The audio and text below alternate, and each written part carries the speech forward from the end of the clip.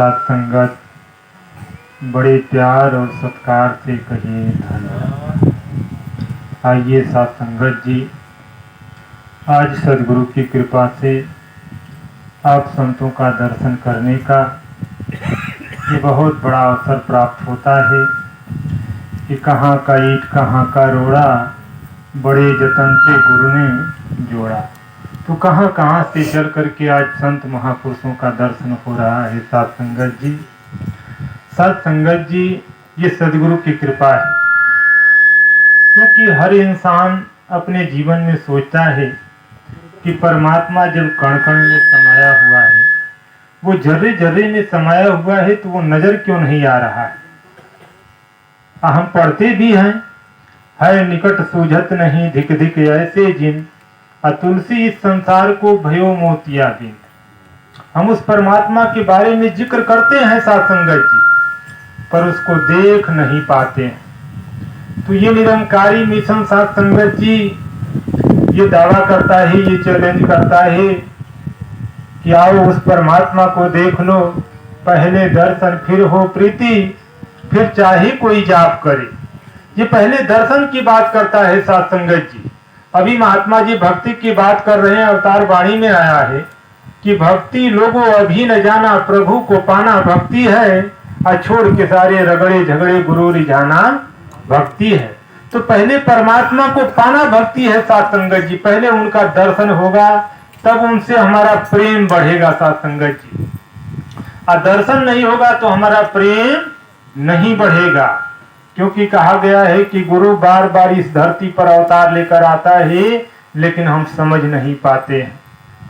जैसे में परशुराम को ये श्राप मिला था साथ संगत जी, जब त्रेता युग में राम का अवतार होगा तो तेरे हाथ से ये फरसा उठना बंद हो जाएगा।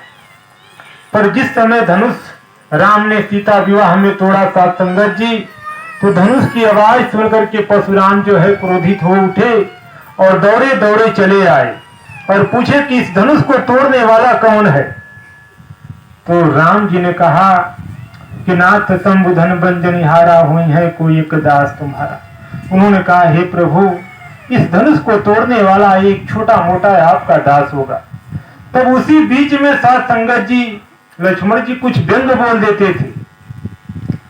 तो बार बार परशुराम ने कहा कि आप एक प्रेम की भाषा बोल रहे हैं, आपके भाई क्रोध की भाषा बोल रहे, ये क्या बात है। तो राम ने कहा, बहुधन ही तोड़ी लड़काई, कबहू न किन्हीं ऋषि गोसाई। उन्होंने कहा, जब हम छोटे थे तो ऐसे धनुष बहुत तोड़ दिए, इस धनुष में क्या रखा है कि आप इसलिए गुस्सा कर रहे हैं। तो साथ संगत जी उन्होंने कहा, तुम्हें नहीं पता है, मैंने सारे क्षत्रियों का नाश कर दिया था, और मुझे ज्यादा गुस्सा मत दिलाओ, नहीं तो मेरा फरसा उठ जाएगा। तब तक लक्ष्मण ने कहा, मैं जानता हूं कि अपने पिता के ऋण से तुम मुक्त हो चुका है। साथ संगत जी जब इतनी बात उन्होंने सोचा कि अरे हमारी ये पिता की बात क्यों कर रहा है, साथ संगत जी तो उन्होंने फरसा जो है क्रोध में आकर के उठाए, पर फरसा नहीं उठा, क्योंकि वरदान था उस समय का कि जब रामा अवतार होगा तो तेरे हाथ से फरसा उठना बंद हो जाएगा। समझ लेना कि समय का रघुराई का अवतार हो चुका है। साथ संगत जी उसी समय परशुराम समझ गए कि अरे ये कहीं त्रेता युग का राम तो नहीं आ गया। तब उन्होंने कहा, प्रभु इस धनुष को फिर लीजिए, तोड़ करके दिखाइए।